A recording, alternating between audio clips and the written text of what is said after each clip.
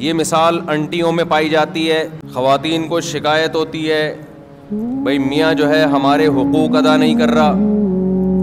بالکل صحیح شکایت ہے. اگر وہ خرچہ نہیں دے رہا ہے, نان نفقہ نہیں اٹھا رہا ہے, جیسا خود پہنے ویسا اپنی زوجہ کو پہنائے, یعنی ویسا کا مطلب جس اسٹینڈرڈ کا لباس خود پہنتا ہے اسی اسٹینڈرڈ کا, بولو نا, اب بول نہیں رہے, دیکھا نا اپنے خلاف بات جا رہی ہے. بیگم کو وہی اسٹینڈرڈ. جی جی جی جی جی خیال کا لفظ نا مبہم ہے, وہ ہر آدمی کہتا ہے میں تو خیال کرتا ہوں, تو اس لیے میں خیال کو نہیں پوری تھوڑی ڈیٹیل بتاتا ہوں.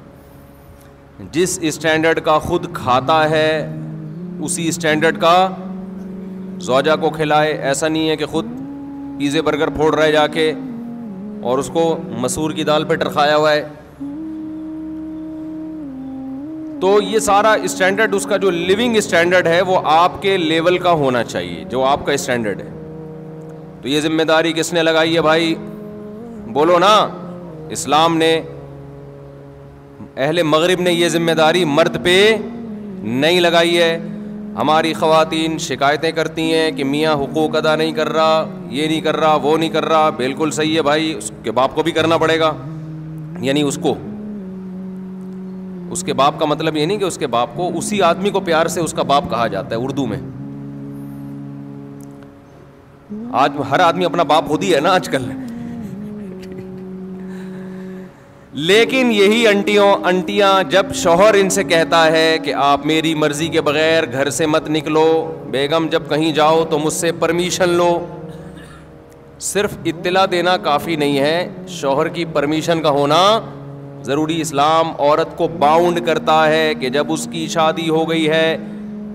اب آپ کہو گے مصعب کیا قومی ترانے سنانے لگ گئے ہیں؟ میں تھکا ہوا ہوں بھائی, میں ابھی سفر سے آیا ہوں. رات میرا بیان تھا اتنا لمبا پنجاب میں, تو جب میرا بہت زیادہ لمبا بیان تھا, رات بھر سویا نہیں, پھر صبح کی فلائٹ تھی, تو پھر یہ سر لگانا پڑتا ہے تاکہ میں بولتا رہوں, سمجھ رہے. تو انٹیاں جو ہیں وہ شکایت کرتی ہیں میاؤں کی کہ یہ ہم پہ روب جماتے ہیں, ان کو کیوں بتائیں ہم باہر جانے سے پہلے. کیا الٹی باتیں بھی شروع ہو جاتی ہیں, کیا میں کوئی فلم دیکھنے جا رہی ہوں. بعض دفعہ میاں کو محبت اتنی ہوتی ہے, بیگم کہیں جا رہی ہوتی ہے. ونس اپون اے ٹائم ایسا ہوا کرتا تھا, اب تو اس طرح آج کل اس طرح کی اطلاعات آ نہیں رہی ہیں. میاں کہہ دیتا ہے کہ آپ نہیں جائیں, میں ابھی گھر میں ہوں, میں چاہتا ہوں کہ آپ گھر میں رہیں. بیگم کہنی نہیں, میں اپنی اماں کے جا رہی ہوں یا کہیں بھی جا رہی ہوں. تو اسلام ایسے موقع پہ بیگم کو سپورٹ کرتا ہے یا میاں کو؟ سمجھتے ہو کہ نہیں سمجھتے؟ یہاں خواتین کہتی ہیں کیوں بھائی ہم کوئی غلام ہیں؟ کل میں نے رات ایک پنجاب میں ایک بہت بڑے بورڈ پہ دیکھا, ہم کوئی غلام ہیں. تو خواتین نے بھی یہ لفظ سیکھ لیا ہے, ہم کوئی غلام ہیں جو ہم بتا کے جائیں. ہے بھائی, ہم کیوں بتائیں کسی کو؟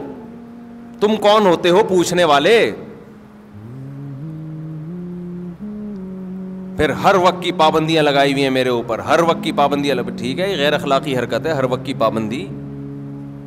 لیکن بہرحال عورت کو کیا حکم دیا جائے گا کہ وہ اس معاملے میں شوہر کی اطاعت کرے.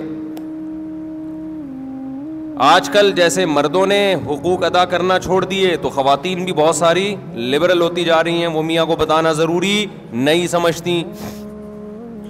ایسے بھی کیسز آتے ہیں, میاں صاحب کہہ رہے ہیں بھائی ان سے نہیں بات کیا کرو, اس سے نہیں جی, تم کون ہوتے ہو روکنے والے؟ تو بھائی جب آپ میاں سے اپنے حقوق لے رہی ہو, کس کے نام پہ؟ اسلام اس کو پابند کر رہا ہے, سمجھ لیں آپ. اسلام کے علاوہ کسی کا باپ بھی شوہر کو پابند نہیں کر سکتا, خوب سمجھ لو. اور اسلام کی پابندی اگر نہ ہو تو کوئی بھی زوجہ کے حقوق ادا نہیں کرے گا, قانون کروا ہی نہیں سکتا.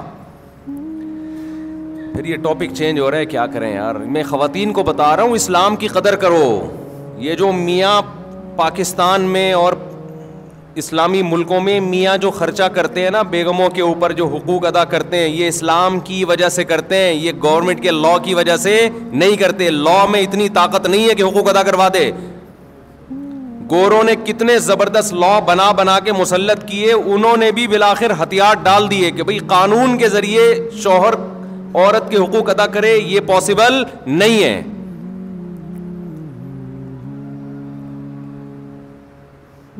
دیکھو ہمارے نبی صلی اللہ علیہ وسلم, عرب میں عورت کو پاؤں کی جوتی سمجھا جاتا تھا, کوئی اوقات نہیں تھی. ہمارے نبی نے مدینہ میں جا کے قانون نہیں پاس کروایا کہ جو عورت کی توہین کرے گا اس کو اتنے سال کی جیل ہوگی. ایسا ہمیں کوئی یہ قانون سے یہ چیزیں گرفت میں آتی نہیں ہیں. قانون میں پہلے تو یہ توہین کی ہے کہ نہیں کی ہے, پھر توہین کی ڈیفینیشن کیا ہے. میاں کہہ رہے کہ ہمارے یہاں تو پیار سے گالیاں دی جاتی ہیں. ہمارے یہاں کیا, کل ایک صاحب آئے, انہوں نے کہا مجھے میری بیوی نے بہت گالیاں دی ہیں نا, بہت پھٹا ہوا کہ پنجاب میں بیٹھا ہوا تو کہیں, تو میری بیوی نے بہت گالیاں دی ہیں. میں نے کہا کیا گالیاں دی ہیں؟ کہہ رہے یار مصعب کیا؟ میں نے کہا ترجمہ کر کے بتا دو. میں نے کہا ایز اٹ از گالی تو نہیں بتاؤ, لیکن آسان لفظوں میں اس کو ذرا مفہوم بیان کرو, آسان لفظوں میں اس کا. تو خیر میں یہ عرض کر رہا تھا کہ نبی صلی اللہ علیہ وسلم کے دور میں بیٹی کو زندہ دفن کیا جاتا تھا. پاؤں کی جوتی سے بھی بدتر سمجھا جا رہا ہے کہ نہیں سمجھا جا رہا؟ تو آپ صلی اللہ علیہ وسلم نے قانون سازی نہیں کی ہے مدینہ میں کہ کورٹ میں عورت کیس کرے کہ شوہر توہین کر رہا ہے. یہ بہت مبہم چیزیں ہوتی ہیں, مبہم چیزیں ہوتی ہیں, اور قانون کے ذریعے ان چیزوں کی گرفت نہیں ہو سکتی ہے. بلکہ آپ صلی اللہ علیہ وسلم نے یہ بتایا کہ میں اللہ کا پیغمبر ہوں, اور دلائل سے ثابت کیا. اللہ نے اتنے معجزے دیے جس سے صحابہ کو یقین ہو گیا کہ آپ کس کے پیغمبر ہیں؟ اللہ کے. پھر قرآن میں اللہ نے آیتیں نازل کی, لَقَدْ كَانَ لَكُمْ فِي رَسُولِ اللَّهِ أُسْوَةٌ حَسَنَةٌ, تمہارے لیے پیغمبر کی زندگی میں بہترین نمونہ ہے. فالو کرنا ہے تو کس کو فالو کرنا ہے؟ پیغمبر کو. اب لوگ سمجھ گئے پیغمبر جو کرتے چلے جا رہے ہیں ہمیں وہ کرنا ہے, نہیں کیا تو پنشمنٹ کس کی طرف سے ملے گی؟ اللہ کی طرف سے. اب کوئی دیکھنے والا نہیں ہے, اب نہ کوئی وکیل کی ضرورت, نہ کیس کی ضرورت. کس کا خوف بٹھا دیا ہے؟ اللہ کا. تو پھر صحابہ نے پیغمبر کا عمل کیا دیکھا؟ مشہور حدیث ہے نا کہ ایک صحابی نے نبی صلی اللہ علیہ وسلم کی دعوت کی, آپ نے فرمایا عائشہ کو بھی بلاؤ تو آؤں گا میں. یہ جو ایٹیٹیوڈ ہے, یہ جو رویہ ہے زوجہ کے ساتھ, وہ صحابی بلا رہے ہیں نبی کو, اور آپ کیا کہہ رہے ہیں ساتھ میں؟ کس کو؟ زوجہ کو بھی بلاؤ. دل صاف تھے لوگوں کے, ان کے پاس اتنی گنجائش نہیں تھی. انہوں نے عرض کیا یا رسول اللہ یہ میں نہیں کر سکتا. آپ نے فرمایا دعوت کیا ہے؟ کینسل. پھر ان صحابی نے کچھ دنوں بعد دعوت کی, یا رسول اللہ آپ کی دعوت کرنا چاہتا ہوں. آپ نے فرمایا عائشہ کو بھی بلاؤ. صحابہ آپ کا یہ عمل بولو دیکھ رہے تھے, تو سیکھ رہے تھے نا کہ کیسے زوجہ کے ساتھ کیسا رویہ ہوتا ہے. انہوں نے کہا نہیں ہو سکتا. آپ نے فرمایا نہیں جا سکتا. پھر تیسری مرتبہ صحابی نے عرض کیا یا رسول اللہ آپ کی دعوت کرنا چاہتا ہوں. اچھا میرے سے یہ بیان خواتین سنتی ہیں نا, وہ کہتی ہیں ہائے کاش مفتی صاحب کتنے اچھے ہیں, اللہ اپنی بیگموں کے ساتھ کیسے ہوں گے. تو مجھے وہ لطیفہ یاد آتا ہے, جو مولوی اس طرح بیویوں کے حقوق بیان کر رہا ہوں نا, خواتین بڑی متاثر ہوتی ہیں کہ ان کے گھر والے کتنے خوش قسمت ہوں گے. ان کی تو کبھی دعوت ہوتی ہوگی تو کہتے ہوں گے بیگم کے ساتھ بلاؤ تو آؤں, ورنہ میں نہیں آ رہا, جاؤ. تو وہ لطیفہ تمام خواتین سن لیں. ایک آدمی جو تھا نا, ڈرائیونگ کر کے اپنی بیگم کو لاتا, بیگم اگلی سیٹ پہ بیٹھی ہوتی, اس کی بیگم اسکول ٹیچر تھی, تو لاتا اسکول کے باہر گاڑی کھڑی کرتا, اترتا, بیگم کا گیٹ کھولتا, دروازہ نا لاک کھولتا, وہ جاتی تو خواتین دوسری دیکھتی یار کتنی رسپیکٹ دے رہا ہے اپنی, خود اترتا ہے ڈرائیوروں کی طرح دروازہ کھولتا ہے باہر سے نا. تو رشتے آنا شروع ہو گئے. ایک اور شادی ہو گئی اس کی اسی چکر میں نا. خواتین نے خود کہ بھائی اتنی عزت دے رہا ہے یار, ہم میں بھی چاہیے اس کی بیوی بن جائیں ہم. 2 شادیاں ہو گئی. پھر بیگم کو, پہلی والی بیگم اسکول ٹیچر تھی, اس کو لے کر آتا, اترتا, باہر سے دروازہ کھولتا, 3 شادیاں ہو گئی بھائی. صحیح ہے نا. وہ بھی گھننا بنا ہوا ہے, بتا نہیں رہا ہے کسی کو اصل کہانی کیا ہے. اس نے کہا ہونے دو, خود سے آ رہا ہے بھائی. اور خواتین دیکھ رہی ہیں, متاثر ہو رہی ہیں بھائی, ماشاء اللہ ماشاء اللہ. پھر ایک دن آیا, دروازہ ایسے ہی کھولا, 4تھی بھی ہو گئی. بعد میں پتا چلا یہ دروازہ باہر سے کھلتا ہے, اندر سے لاک خراب ہے اس کا. یہ جو دروازہ ہے اس کا لاک اندر سے خراب ہے. تو جب تک پوری تحقیق نہ کر لو نا بھائی, کسی سے متاثر مت ہو. تو ضروری نہیں ہے کہ جو مولانا صاحب ممبر پہ بیٹھ کے بڑے اچھے بیانات کر رہے ہیں خود بھی اتنے اچھے ہوں, یہ کوئی ضروری نہیں ہے. اس لیے زیادہ انسپائر ہونے کی ضرورت نہیں ہے.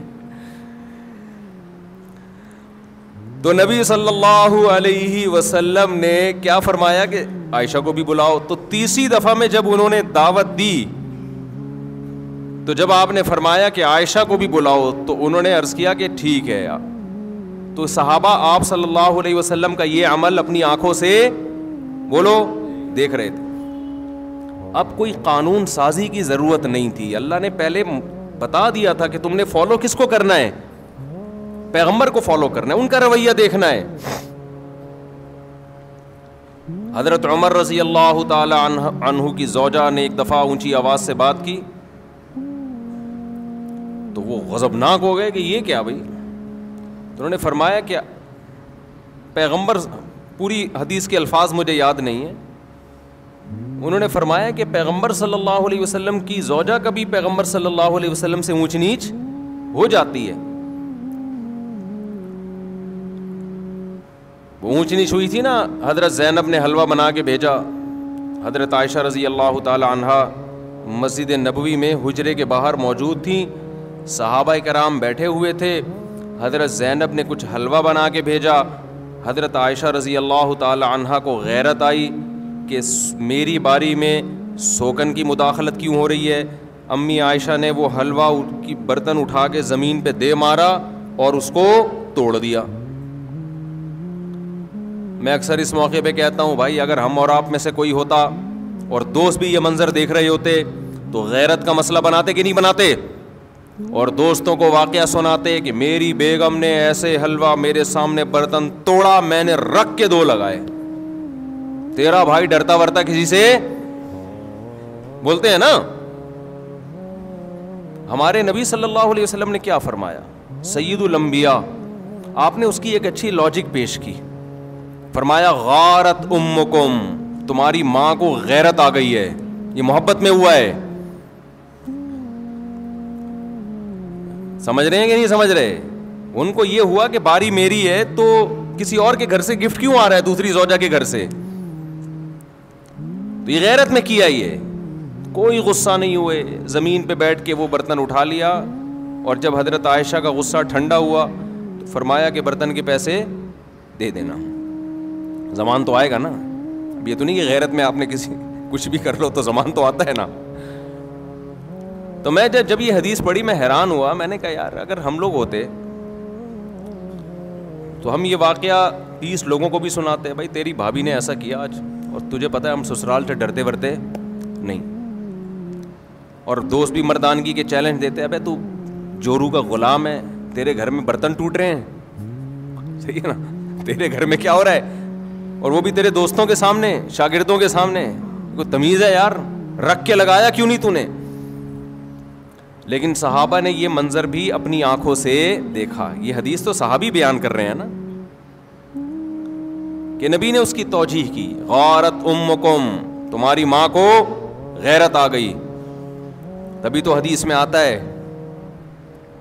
دیکھو یہ واقعہ سننے میں الگ ہے, سننے میں تو آپ سمجھ رہے ہو بھائی نارمل ہے.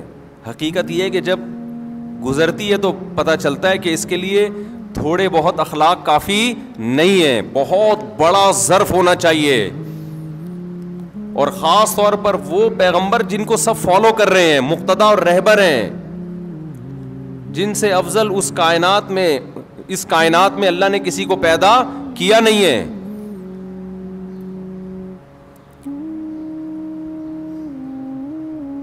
تو اسی وجہ سے حدیث میں آتا ہے کہ تم میں سب سے بہتر وہ ہے جس کے اخلاق اچھے ہیں, اور آپ نے فرمایا میرے اخلاق تم میں سب سے زیادہ اچھے ہیں.